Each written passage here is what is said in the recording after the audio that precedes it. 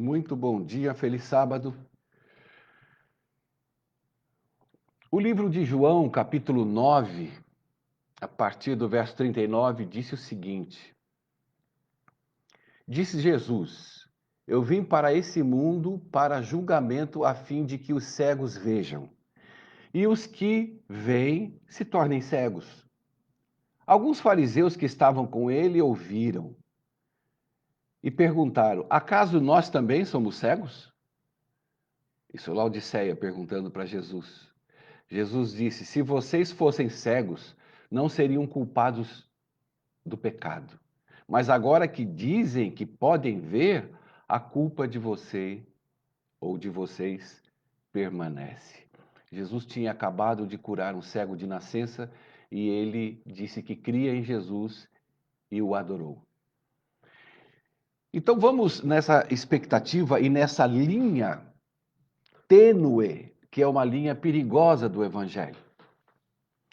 É uma linha que a grande maioria da igreja de Laodiceia, como era na época de Jesus, se acham poderosamente cumpridora dos seus deveres. Esse é o ponto principal.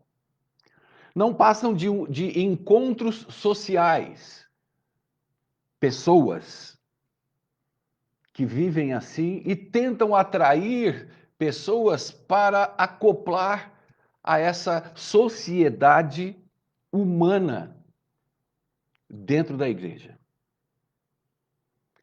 Aí há uma luta para que essas pessoas venham fazer parte desse social e é introduzido dentro do coração e da mente dessas pessoas a desgraça da perdição.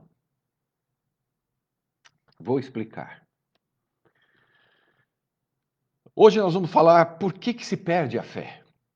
Por que jovens abandonam a igreja? E não só jovens, são famílias, casais, adultos, porque não suportam a hipocrisia da igreja de Laodiceia. Porque é uma hipocrisia no seguinte sentido: são doutrinários, não querem levar e não sabem levar a Jesus e a sua graça, portanto, fazem o quê? Fazem você aumentar as expectativas diante de Deus, porque incluem em você sentenças, mandamentos, culpas, ordens, decisões a serem tomadas, tudo uma em cima da outra, ritos, obrigações, deveres. Porque fazendo assim, elas acham que se diferenciam de outras igrejas. E quando colocam dentro da mente de um ser humano tudo isso que eu acabei de falar, vai despertar nele aquilo que ele já tem dentro de si, essa culpabilidade, que é natural no nosso dia a dia, mas com decência, com ordem, eu sei das coisas que eu tenho que fazer, eu sei o que é errado, o que é certo, mas a doutrina vem para fazer somar no inconsciente das pessoas todos esses mandamentos, leis, regras, obrigações, medo. E essas pessoas entram num num formato de pensamento diário explosivo. E tudo aquilo que ela pensa que entendeu e que é certo e que seria de Deus, porque tem até lógica no que se fala, traz grandes expectativas na vida dessa pessoa. E aquilo que poderia ser multiplicado em fé, porque a fé vem do ouvir a palavra de Deus, e Laodiceia acha que a palavra de Deus são normas, regras, rituais, mandamentos, come, não come, anda, não anda, usa, não usa, não fala com esses, fala com aquele, cuidado, não vai lá, lá não é de Deus, olha essa música, não é gospel, não, coloca o nome de Jesus no meio, você pode ouvir samba, rock, chachado, tudo, mas coloca o nome de Jesus, e aí começa a infernizar aquela pessoa que veio com um coração leve, amigável, aprazível para adorar ao Senhor. Mas como a igreja de Laodiceia não conhece ao Senhor, conhece as doutrinas do Senhor, as regras e normas, elas não conseguem passar isso para a pessoa. E essa expectativa ao vir e se batizar em nossa igreja, ela começa a se perder. A pessoa vai olhando aqueles irmãos que nunca mais olham na cara dela, não tem visita, não tem atenção. Isso machuca, né? Ninguém quer ouvir verdades. Todo mundo quer ouvir que está tudo lindo, que segurança, que está ótimo, mas não é assim. Por isso que eu estou tentando levar para você a maravilhosa graça, para que você entenda e transporte isso para as pessoas. Graça não é doutrina, graça é uma pessoa, é o Evangelho. E essa pessoa vai perdendo a expectativa e vai se amargurando com Deus, vai ficando ressentida com Jesus. A fé vai perdendo o seu valor. Porque ninguém vai alimentar a fé. Não vai. Não adianta tentar se iludir, tentar iludir, porque não vai. E aí as pessoas monitoradas, porque aí você começa a ser monitorado. Você se batizou, você não é irmão. Você coloca na tornozeleira o monitor 24 horas por dia, porque todo mundo estará de olho no que você vai fazer ou vai ser. Se você parar para tomar um café e alguém vê que você tomou um café, vai ter comissão, tenha certeza disso. Então são essas coisas que vão desagregando valores de Jesus na vida das pessoas.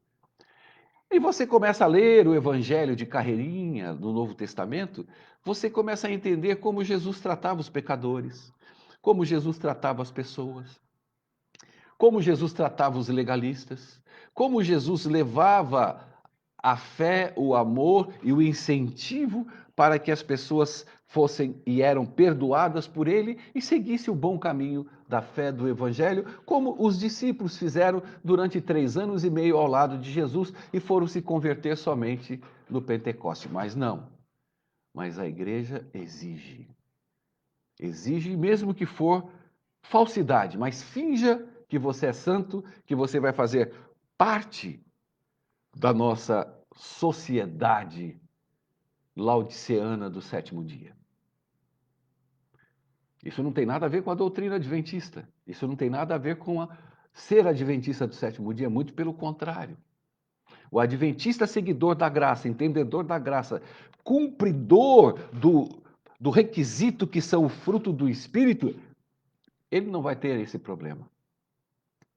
Ele tem cabeça boa, ele tem lógica, ele tem o Espírito Santo, ele tem faro, fato, ele sabe lidar, tratar, aconchegar, trazer, cuidar, entender.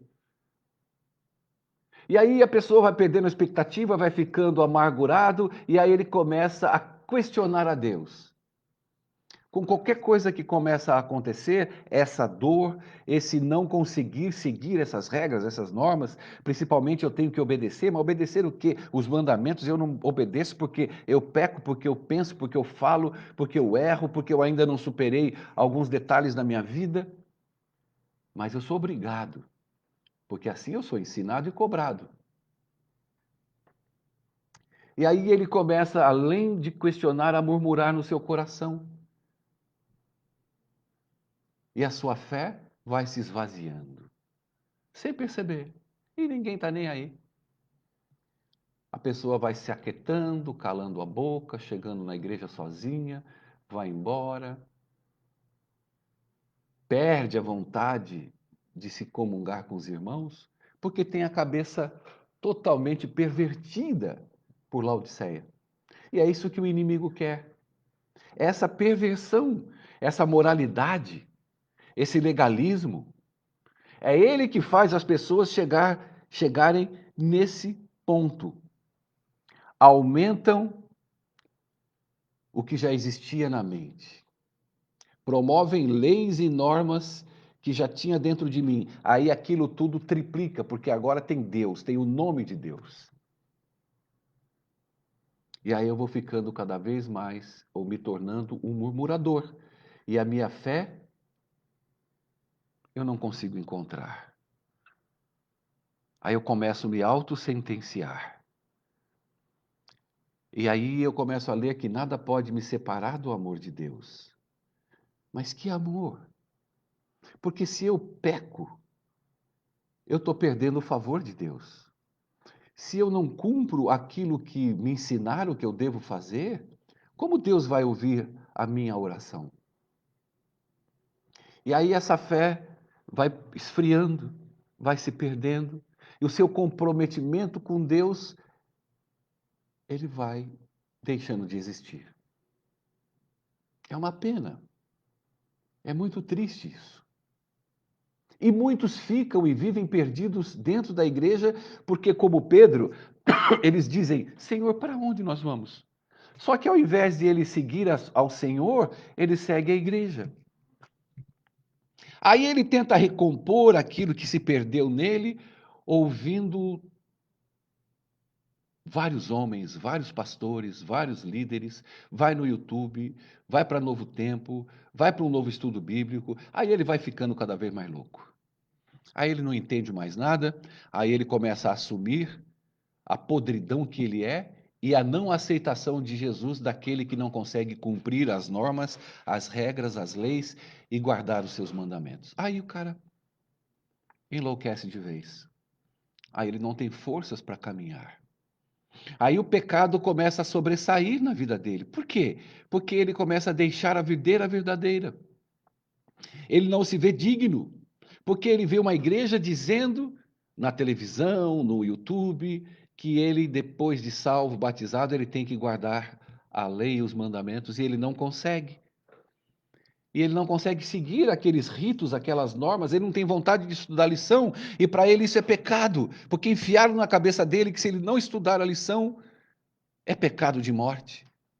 Que se ele não fizer a oblação e o ritual de manhã, colocando o inário, a meditação, a Bíblia, pelo menos 20 minutos, meia hora ao lado dele, ele está perdido.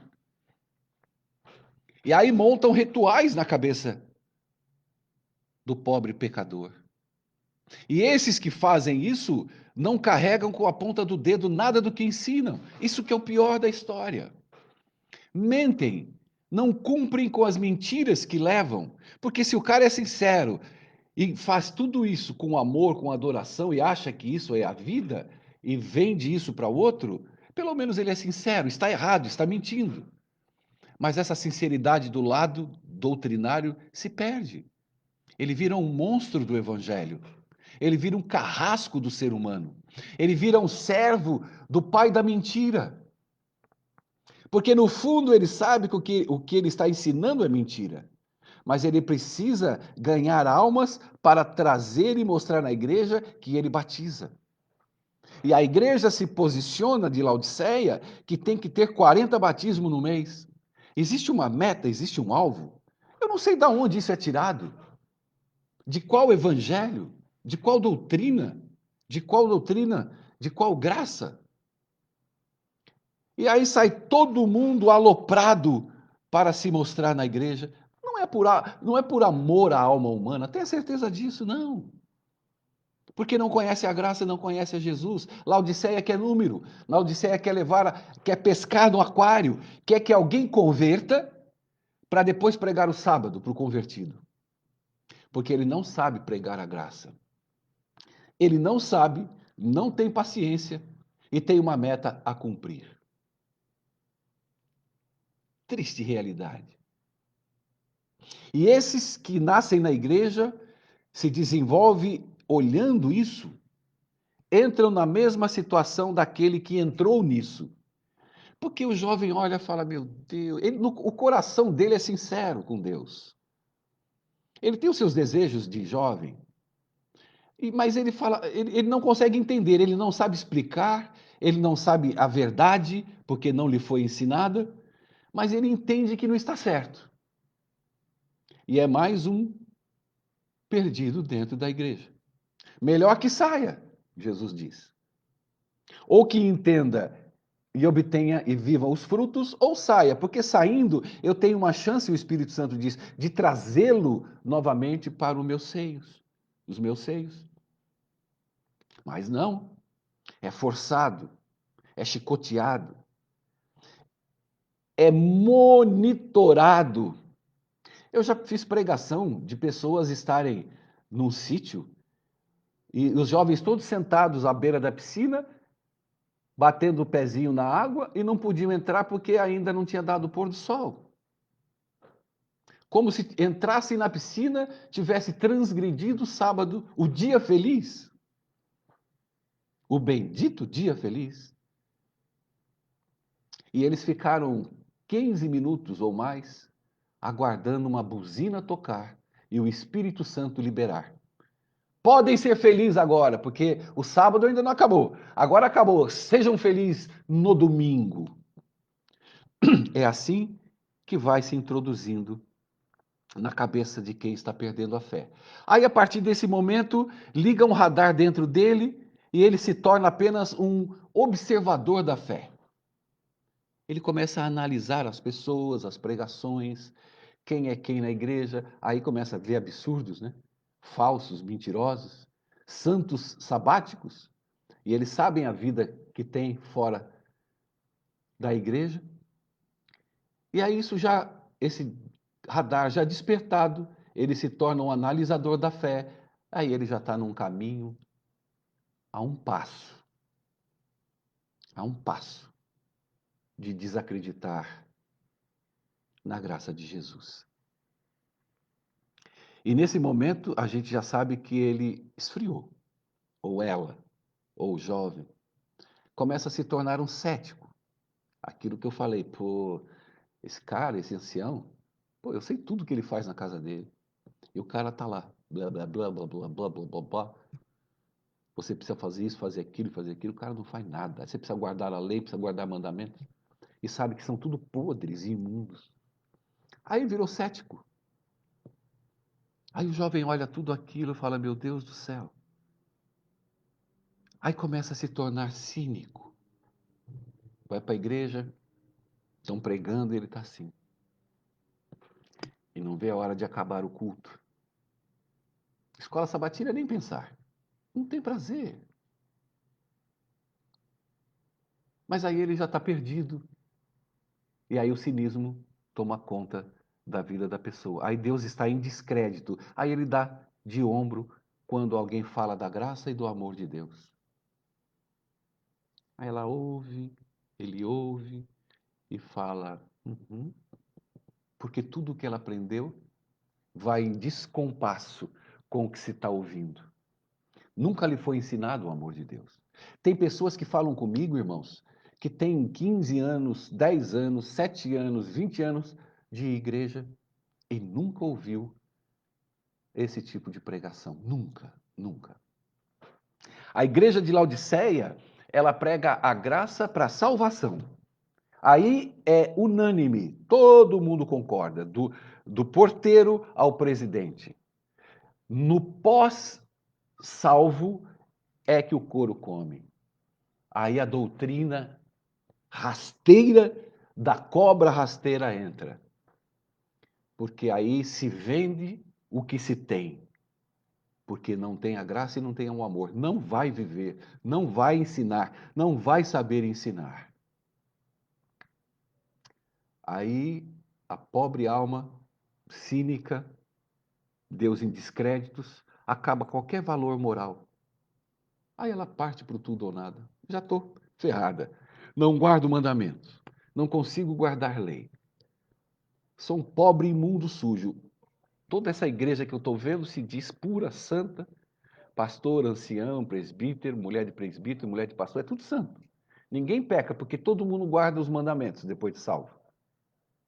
Mas eu não consigo. Então, vou sapecar a roseira. E aí dizem que é a graça que leva a isso. Não é. É a lei que leva a isso.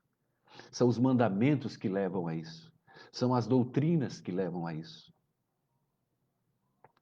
Porque quando você entende a graça, qualquer doutrina é leve e suave, ela não faz parte. Eu já falei para vocês desde o início da minha conversão, eu nunca ouvi falar de 10 mandamentos. Agora, eu disse e repito, agora que eu comecei a entender e a decorar, mas também não decorei ainda, primeiro, segundo, terceiro, quarto, nada, nunca. 30 anos de adventista. E não estou nem aí para a lei. A lei não me traz nada. Nada. Ela é uma referência para eu saber a porcaria que eu sou. Eu não preciso dela. Eu preciso da graça. A lei é santa, justa e boa. Não tem problema nenhum. Continue sendo e continuará sendo. Mas a graça é que me salva. A graça é que me sustenta. A graça é que me perdoa 24 horas por dia. É nele, com ele, que eu tenho o entendimento de quem eu vou ou que eu vou partilhar para o meu próximo.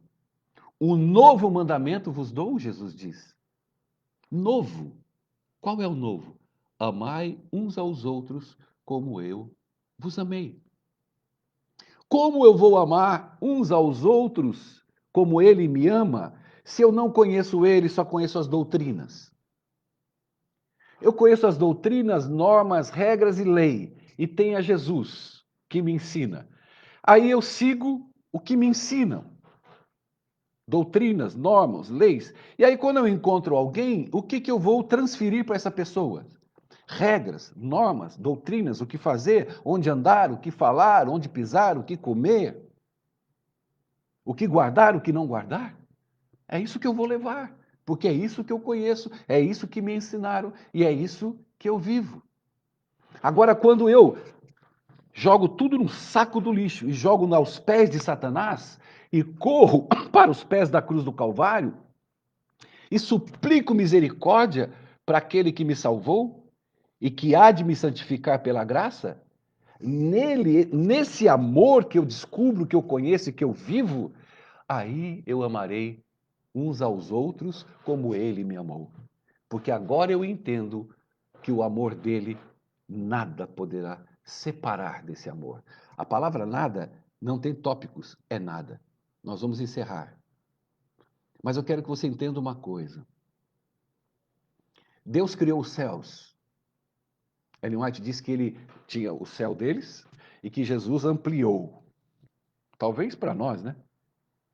Passearmos lá, não sei, vamos saber lá. Criou a terra. Criou o mar, os céus, a terra e tudo que neles há, os animais, as relvas, as flores, os frutos. Antes da fundação do mundo, Jesus se deu por oblação para salvar o pecador. Jesus criou o homem, a sua imagem e semelhança ao... Jesus fez e criou tudo. Criou a lei, os mandamentos. O que o homem fez com ele para ele fazer isso? Quer que eu te diga? O homem pecou. Essa foi a participação. E o homem nem pecador era.